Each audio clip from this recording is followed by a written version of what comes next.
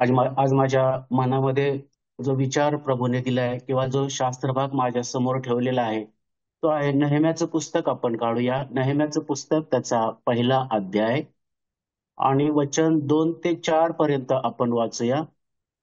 नेहम्याचं पुस्तक, त्याचा पहिला अध्याय, वचन 2 ते 4. त्यात असे लिहिलंय: तेव्हा हनानी नावाचा माझा एक बांधव आणि इतर काही लोक यहुदातून आले. बंदिवासातून सुटलेल्यापैकी जे यहुदी शेष राहिले होते त्यांच्याविषयी व यरुशलेम विषयी त्याचकडे मी पूछताछ केला. त्यांनी मला सांगितले, बंदिवासातले जे अवशिष्ट लोक त्या प्रांतात राहिले ते मोठ्या दुर्दशेत असून त्यांची अप्रतिष्ठा होत आहे. यरुशलेमेचा तटही पडला आहे व त्याच्या वेशी आग लागून जाळून टाकल्या आहेत. हे ऐकताच मी खाली बसून रडू लागलो आणि बरेच दिवसपर्यंत विलाप करीत राहिलो. मी उपवास करून स्वर्गीच्या देवाची प्रार्थना केली.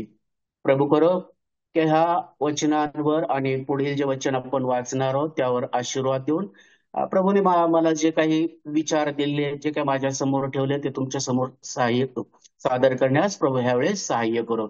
आपण नेहमीच्या बाबतीमध्ये पुष्कळ वेळा ऐकलेलं आहे. पुष्कळ मोठमोठ्या सेवकांच्या द्वारे नेहमीच्या चरित्राविषयी, त्याच्या जीवनाविषयी आपण ऐकलेलं आहे. परंतु आज मला जे काही प्रभूने दाखवलेलं आहे तेच आता ते तुमच्या समोर मी ठेवणार आहे.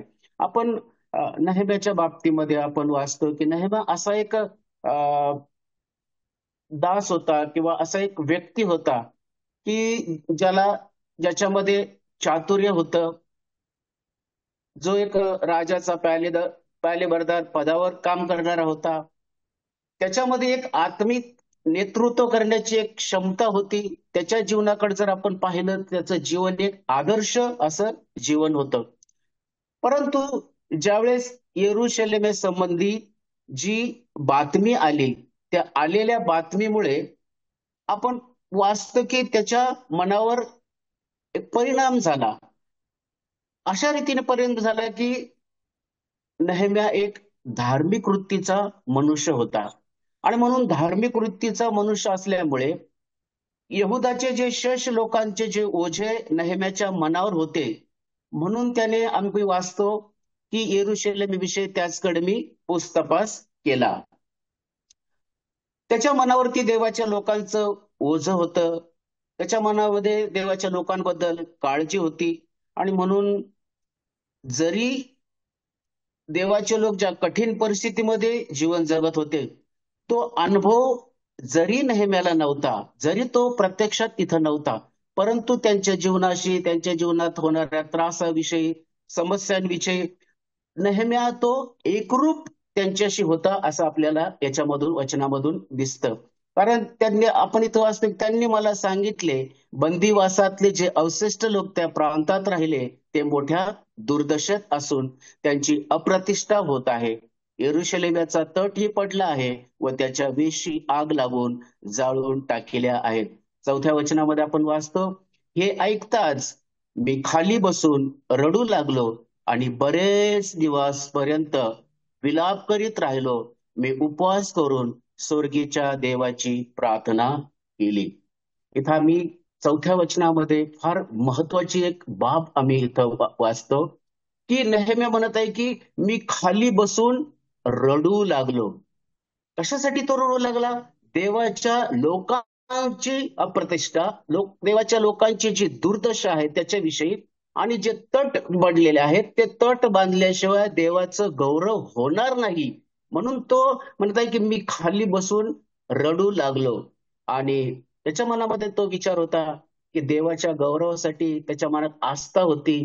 नेहमीच्या मनामध्ये देवाच्या गौरवासाठी तळमळ होती आणि त्याच्यासाठी नेहम्याने आपण पाहतो की हे जे काम आहे हे देवाने केले पाहिजे आणि हे काम करण्यासाठी देवाने आपल्याला एक संरक्षण दिले पाहिजे. त्या सर्व गोष्टींची नेहम्याला चांगल्या प्रकारे जाणीव होती आणि म्हणून 4थ्या वचनामध्ये आम्ही वाचलं की स्वर्गीय देवाची त्यांनी प्रार्थना केली. बघा, आम्ही 6व्या वचनामध्ये काय वाचतो की तुझे सेवक इस्रायल लोक ह्यांच्यासाठी मी तुझा दास या समयी रात्रंदिवस प्रार्थना करीत आहे ती कान देऊन ऐक व डोळे उघडून पहा. आम्ही इस्रायल लोकांनी तुझ्या विरुद्ध पातके केले आहेत, ती मी कबूल करीतो. मी व माझ्या बापाच्या घराण्याने पातक केले आहे. आम्ही तर फार महत्वाची गोष्ट इथं आपल्याला वाचायला मिळते की नेहम्या म्हणत आहे की मी रात्रंदिवस प्रार्थना केली. कशाला ती प्रार्थना केली? कुठल्याही प्रकारचं त्याने निमित्त सांगितलं नाही. कुठल्याही प्रकारचं निमित्त न सांगताना त्याने काय केलं? आपल्या जीवनातली पापे कबूल केली. 7व्या वचनामध्ये आम्ही काय वाचतो? आम्ही तुझ समोर अतिशय दुर्वर्तन केले आहे आणि तो आपला सेवक मोशे यास विहित केलेल्या आज्ञा, नियम व निर्णय आम्ही पाळले नाही. मला सांगायचं तात्पर्य इथं हे आहे, जिथे कुठे पाप आहे तिथे देवाचं कार्य होत नाही, किंवा जिथे कुठे पाप आहे तिथं देवाचं कार्य होऊ शकत नाही. मग ते पाप आपल्या वैयक्तिक जीवनामध्ये असो, मग ते पाप कौटुंबिक जीवनामध्ये असो, किंवा ते पाप मंडळीमध्ये असो. म्हणून जेथे पाप आहे तेथे देव कार्य करत नाही. आणि म्हणून नेहमीला या सगळ्या गोष्टींची जाणीव असल्यामुळे त्याने सर्वात महत्वाची गोष्ट, देवाच्या लोकांसाठी मध्यस्थीची प्रार्थना केली. त्यांनी देवाच्या लोकांसाठी मध्यस्थीची प्रार्थना केली. मला ह्या वचनामधून, ह्या गोष्टीमधून मला एक सांगायचं आहे की तुम्ही आणि मी सुद्धा एक धार्मिक वृत्तीचे लोक आहोत. आणि म्हणून मंडळीमध्ये तुम्ही आणि मी आत्मिक नेतृत्व करत असताना, मंडळीमध्ये आत्मिक पुढारीपण करत असताना आम्हाला नेहमीच्या जीवनातून ही गोष्ट आपल्याला शिकायला मिळते की आत्मिक नेतृत्व करणारे मंडळीतले बंधुजन किंवा जबाबदार यांनी सुद्धा कशा प्रकारे मंडळीमध्ये ते पुढारीपण ज्यावेळेस करतात त्यावेळेस आम्ही इथं नेहमीच्या बाबतीत वाचलो की नेहम्याने मध्यस्थीची प्रार्थना केली. तर मंडळीमध्ये आत्मिक जे पुढारी आहेत, आत्मिक पुढाऱ्यांची ती मोठी जबाबदारी आहे की त्यांनी देवाच्या लोकांसाठी सतत प्रार्थना करून, अश्रू ढाळून, आपल्या पापांची कबुली देऊन, स्वतःच्या जीवनाचं आत्मपरीक्षण करून आणि आपल्या जीवनामध्ये प्रत्येक वेळोवेळी आलेला जो मोह आहे त्या मोहाला धैर्याने टाळून वधस्तंभावर खेळलेल्या, क्रुसावर खेळलेला जो प्रभू येशू ख्रिस्त आहे, त्या प्रभू येशू ख्रिस्ताकडे आम्ही सतत पाहणारे असे पुढारी असले पाहिजे. आणि आजच्या दिवसांमध्ये देव अशा पुढाऱ्यांना शोधत आहे, अशा जबाबदार नेत्यांना मंडळीमध्ये शोधत आहेत की जे सतत प्रार्थना करून, मंडळीच्या लोकांसाठी अश्रू ढाळून, पापांची कबुली देऊन, आत्मपरीक्षण करून, प्रत्येक मोहाला धैर्याने टाळत टाळत प्रभू येशू ख्रिस्ताच्या क्रुसाला मिठी मारून प्रभू येशू ख्रिस्ताकडे सतत सतत पाहणारे अशा आत्मिक पुढाऱ्यांना आज देव शोधत आहे. नेहम्याप्रमाणे आज देव अशा पुढाऱ्यांना शोधत आहे. आम्ही इथं वाचलं की आम्ही तुझ समोर अतिशयित दुर्वर्तन केले आहे. बाबा त्याने कुठल्याही प्रकारचं निमित्त सांगितलं नाही, तर त्याने काय केलं? नेहम्याने आपलं पाप त्याने कबूल केलं. आणि म्हणून आपण ज्यावेळेस मंडळीमध्ये आत्मिक नेतृत्व करतो, आत्मिक पुढारीपण करतो, तर ज्या ज्या वेळेस आपल्या वैयक्तिक जीवनामध्ये पाप आहे तिथं आपल्या जीवनामध्ये देव कार्य करू शकत नाही. जर आपल्या मंडळीमध्ये पाप आहे तर देव मंडळीमध्ये कार्य करू शकत नाही. जर आपल्या कुटुंबामध्ये पाप आहे तर देव कुटुंबामध्ये ते कार्य करू शकत नाही. आणि म्हणून तुमची आणि माझी ही फार मोठी जबाबदारी आहे. अशा देवाच्या लोकांना, देवाच्या पुढाऱ्यांना देव शोधत आहे की नेहम्याप्रमाणे ते आपल्या लोकांसाठी मध्यस्थीची प्रार्थना करतील. आणि म्हणून नेहम्याच्या बाबतीमध्ये वाचतो, नेहम्या म्हटला की रात्र दिवस मी प्रार्थना केली. म्हणजे आज पुढाऱ्यांच्या जीवनामध्ये कशाची गरज आहे? मंडळीसाठी, मंडळीच्या लोकांसाठी सतत प्रार्थना करण्याची गरज आहे. अश्रू ढाळून प्रार्थना करण्याची गरज आहे. आम्ही दुसरा मुद्दा नेहम्याच्या बाबतीमध्ये शिकतो. पहिला मुद्दा आपण त्याच्या जीवनातून शिकतो की नेहम्याने आपल्या लोकांसाठी मध्यस्थीची प्रार्थना केली. दुसरं आपण त्याच्या बाबतीमध्ये पाहणार आहोत की नेहम्या जो आहे, नेहम्याने देवाच्या वचनांचा आधार घेतला, त्यांनी मनुष्यांचा आधार घेतला नाही. तर आम्ही इथं 8व्या वचनात वाचतो, तू आपला सेवक मोशे यास जे सांगितले होते त्याचे स्मरण कर, ते हे की तुम्ही पातक केल्यास मी तुम्हास राष्ट्रांमध्ये विखरीन. पहा, नेहेम्याने काय केलं? दुसरं काम, सर्वात महत्वाची गोष्ट, नेहेम्याने आपल्या लोकांसाठी मध्यस्थीची प्रार्थना केली. दुसरं त्याने सर्वात महत्वाचं काम काय केलं नेहेम्याने? की देवाचं जे वचन आहे, देवाच्या वचनाचा त्याने आधार घेतला आणि देवाकडे त्याने प्रार्थना केली. तो 8व्या वचनात म्हणत आहे की तू आपला सेवक मोशे यास जे सांगितले होते त्याचे स्मरण कर, ते हे की तुम्ही पातक केल्यास मी तुम्हास राष्ट्रांमध्ये विखरीन. नवं वचन आम्ही वाचतो, पण तुम्ही मजकडे वळला, आज्ञा मानून त्याप्रमाणे चालला तर तुमचे परागंदा झालेले लोक दिगंती असले तरी तेथून त्यास एकवट करून मी आपल्या नामाच्या निवासार्थ निवडिलेल्या स्थानी आणीन. आणि 10व्या वचनामध्ये आम्ही असं वाचतो, पहा, हे तुझे सेवक व तुझे लोक आहेत, त्यास तो आपल्या महासामर्थ्याने व प्रबळ हस्ताने सोडविले आहे. मला सांगायचं हे आहे याच्यामध्ये मुद्दा, की नेहेम्याने देवाच्या वचनांचा आधार घेऊन देवाजवळ प्रार्थना केली. आणि म्हणून आज तुमच्या आणि माझ्या जीवनामध्ये नेहम्याच्या बाबतीमध्ये एक आपल्याला शिकायला मिळतं यातून, की आज आपण जे मंडळीमध्ये जबाबदार बंधूजन आहोत, जे मंडळीचं आम्ही आत्मिक नेतृत्व करणारे आहोत, जे आम्ही मंडळीचं पुढारी पण करणार आहोत, त्या पुढाऱ्यांच्या जीवनामध्ये आज एक समर्थ आणि आत्मिक पुढारीची आज मंडळीमध्ये गरज आहे. जर मंडळीमध्ये समर्थ देवाच्या वचनाचा अभ्यास करणारे, देवाच्या वचनाची माहिती असणारे आणि आत्मिकरित्या मजबूत असणारे आत्मिक नेते जर मंडळीमध्ये असतील तर मंडळीची वाढ होईल.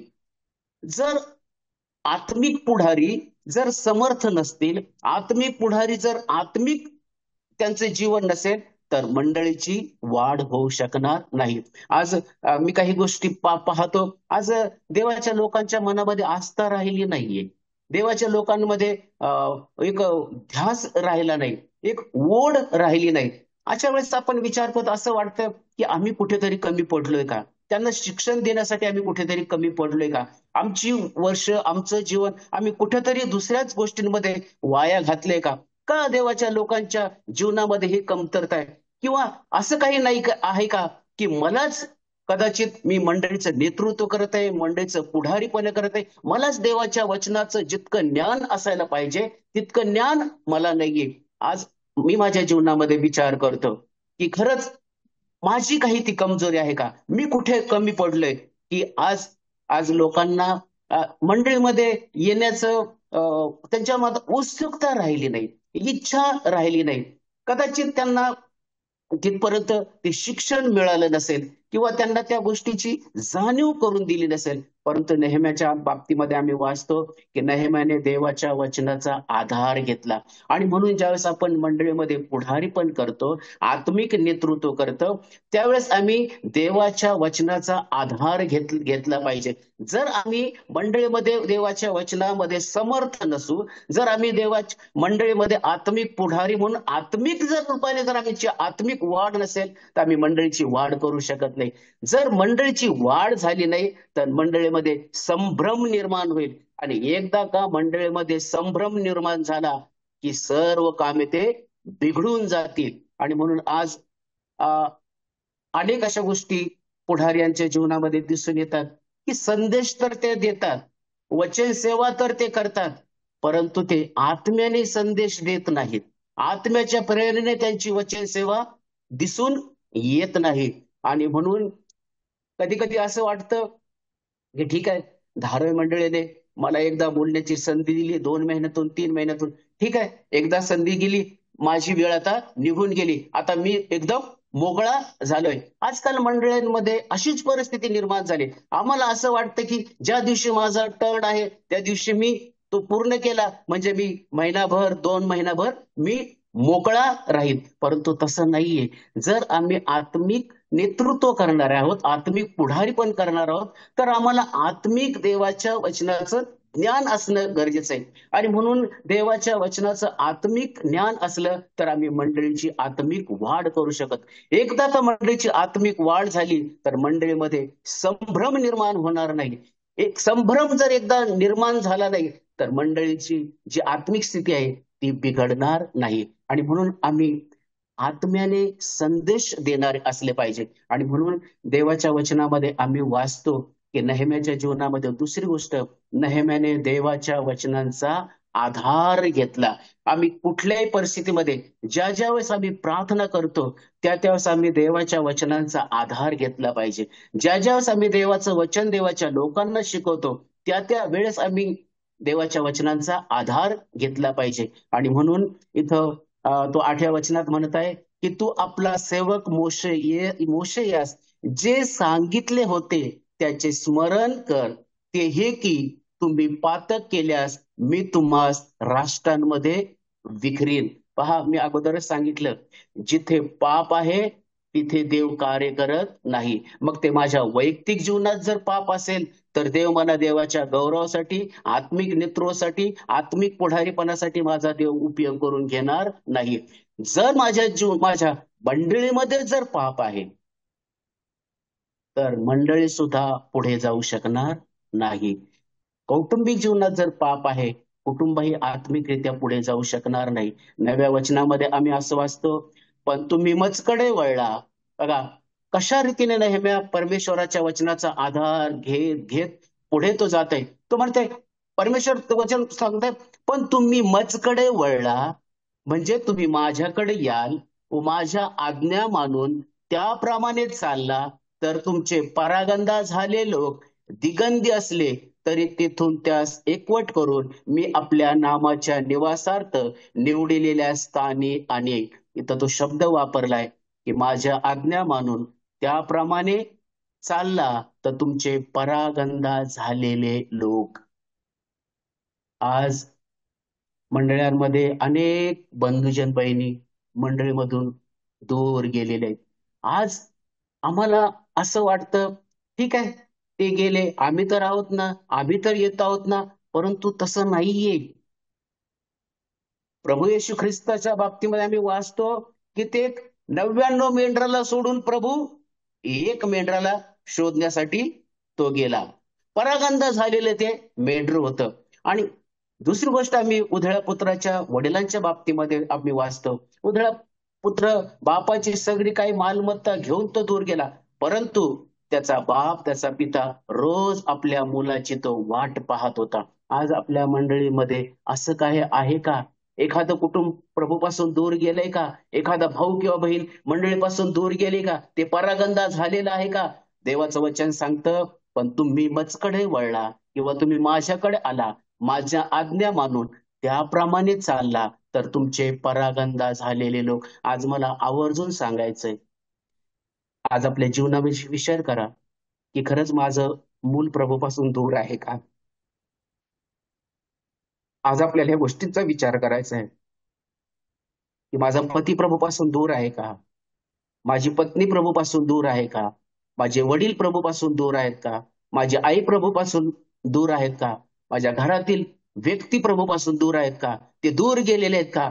आम्हाला त्यांना एकवट करणं फार गरजेचं आहे. देवाचं वचन आम्ही इथं वाचतो, तुमचे परागंदा झालेले लोक दिगंती असले तरी तेथून त्यास एकवट करून मी आपल्या नामाच्या निवासार्थ निवडिलेल्या स्थानी आणीन.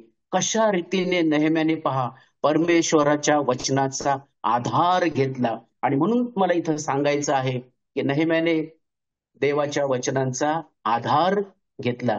आम्हाला सुद्धा आम्ही देवाच्या मंडळीमध्ये वचन सेवा करत असताना आम्ही देवाच्या वचनाचा आधार घेतला पाहिजे. मला खूप काही त्याच्यामधून बोलायचं पण वेळेअभावी आपण बोलू शकत नाही.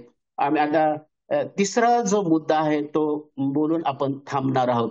आणि म्हणून तिसरा मुद्दा जो आहे की हे प्रभू, मी विनवणी करतो की तू आपल्या ह्या सेवकाच्या प्रार्थनेकडे व जे तुझे सेवक तुझ्या नामाचे भय बाळगण्यास उत्सुक आहेत त्यांच्या प्रार्थनेकडे कान दे. तुझ्या सेवकास आज यश दे आणि ह्या मनुष्याची त्याचवर कृपादृष्टी होईल असे कर. आणि तिथे लिहिलंय, ह्यावेळी मी राजाचा प्याले बरदार होतो. काय इथं आम्हाला पाहायला मिळतंय वचनामधून? नेहम्याने स्वतःसाठी प्रार्थना केली. आणि म्हणून आम्ही मंडळीमध्ये आत्मिक पुढारीपण करत असताना, आत्मिक नेतृत्व करत असताना आम्ही स्वतःसाठी सुद्धा प्रार्थना केली पाहिजे. आणि म्हणून आज देव अशा पुढाऱ्यांना, अशा आत्मिक नेत्यांना देव शोधत आहे की जे आत्मिक नेते आहेत, ज्यांचं देवाबरोबर नातं दृढ आहे, की जे देवाबरोबर सतत दृढ संबंधामध्ये आहेत. आणि जर तुम्ही आणि मी, जर देवाबरोबर तुमचं आणि माझं नातं जर व्यवस्थित नसेल, तर आम्ही देवाच्या लोकांना देवाजवळ नेऊ शकणार नाही. आणि म्हणून आपल्या जीवनामध्ये स्वार्थ त्याग नसला पाहिजे. प्रभू येशू ख्रिस्ताने जे आपल्याला उदाहरण दिले, तो जगामध्ये आला आणि स्वतःचं त्याने तुमच्या आणि माझ्यासाठी समर्पण केलं. आज देव अशा पुढाऱ्यांना शोधत आहे की जे देवाच्या लोकांसाठी, देवाच्या मंडळीसाठी आपलं स्वतःचं समर्पण करतील. आणि इथं आम्ही वाचतो, हे प्रभू, मी विनवणी करतो की तू आपल्या सेवकाच्या प्रार्थनेकडे व जे तुझे सेवक तुझ्या नामाचे भय बाळगण्यास उत्सुक आहेत त्यांच्या प्रार्थनेकडे कान दे. तुझ्या सेवकास आज यश दे आणि ह्या मनुष्याची त्याजवळ कृपादृष्टी होईल असे कर. मला सांगायचंय काय आणि थांबायचंय की नेहम्याने स्वतःसाठी प्रार्थना केली. आम्ही 3 गोष्टी पाहिल्या आणि मी सांगून थांबणार आहे. पहिली गोष्ट, नेहम्याने मध्यस्थीची प्रार्थना केली. दुसरी, नेहम्याने देवाच्या लोकांसाठी वचनांचा आधार घेतला. आणि तिसरी, नेहम्याने स्वतःसाठी प्रार्थना केली. प्रभू करो की येणाऱ्या दिवसांमध्ये अशा रीतीने नेहम्याच्या जीवनातून ज्या गोष्टी आपण 2-3 शिकलो, त्या तुमच्या आणि माझ्या जीवनात पूर्ण करण्यास प्रभू येणाऱ्या दिवसांमध्ये सहाय्य करो.